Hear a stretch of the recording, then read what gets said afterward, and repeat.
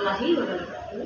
Jumpa lagi bersama saya Elsa Dijulia, salah satu mahasiswa dari Universitas PGRI Kenjeran Malang, Prodi Pendidikan Pancasila dan Kewarganegaraan. Pada video kali ini, saya akan membahas mengenai teori kewarganegaraan dan sosiologi. Untuk mengetahui kelanjutannya, ikuti terus ya. Nah, jadi baik teman-teman, berbicara tentang teori kewarganegaraan dan sosiologi, tentunya kita harus mengetahui terlebih dahulu apa yang dimaksud dengan kewarganegaraan secara sosiologis.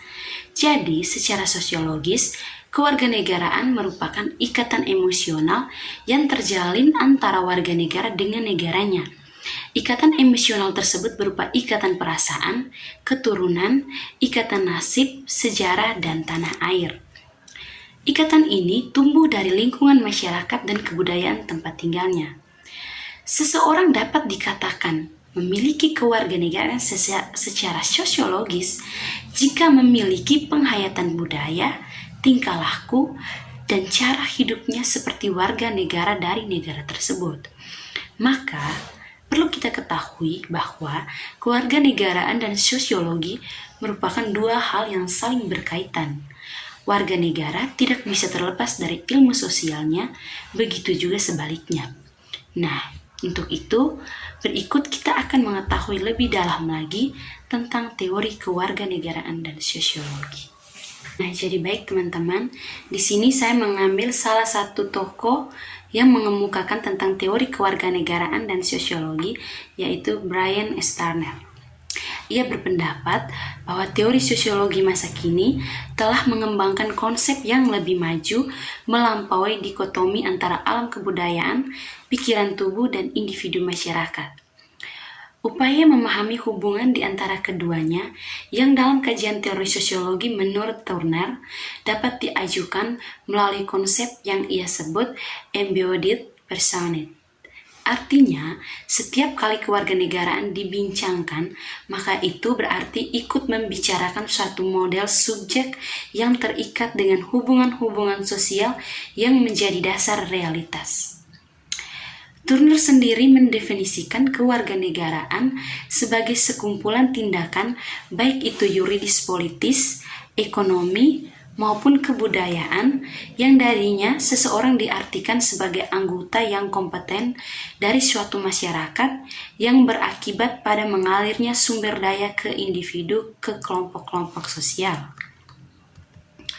Nah, dua hal yang patut diperhatikan dari definisi kewarganegaraan Turner di atas adalah yang pertama, kewarganegaraan adalah kumpulan tindakan, bukan sekedar kumpulan hak dan kewajiban yang pasif. Dengan pemahaman demikian, kewarganegaraan adalah rangkaian proses yang dibentuk dan bergerak melalui konstruksi sosial dan sejarah. Dan yang kedua, dengan melihat implisit aliran sumber daya individu ke kelompok, maka kewarganegaraan juga harus dibatasi soal-soal mengenai distribusi kekuasaan, ketaksetaraan, dan perbedaan dalam kelas-kelas sosial di masyarakat.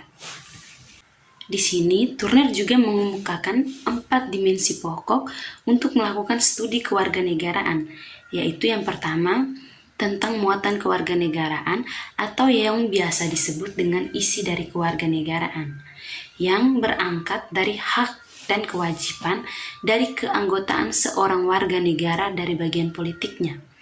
Menurut Turner, inti dari isi kewarganegaraan yang harus dijawantahkan adalah asal mula hak dan kewajiban yang mendefinisikan seorang individu menjadi warga negara. Yang kedua, jenis kewarganegaraan atau tipe kewarganegaraan. Pengertian ini merujuk pada bentuk spesifik apa saja yang menata partisipatif sosial dan politik warga negara dalam melakukan aktivitas kewarganegaraannya. Yang ketiga, ada syarat kewarganegaraan atau kondisi kewarganegaraan yang diandaikan Turner sebagai kondisi kewarganegaraan yang melihat aneka relasi dan kekuatan sosial yang memproduksi dan mereproduksi partisipasi warga dalam berbagai bentuk tindakan politiknya. Dan yang keempat atau yang terakhir adalah pengaturan kewarganegaraan atau modus penataan kewarganegaraan yang melihat mekanisme dan prosedur seperti apakah konsep kewarganegaraan yang dicocokkan dalam bermasyarakat. Nah teman-teman, itu saja penjelasan dari saya. Semoga bermanfaat bagi teman-teman semua. Dadah!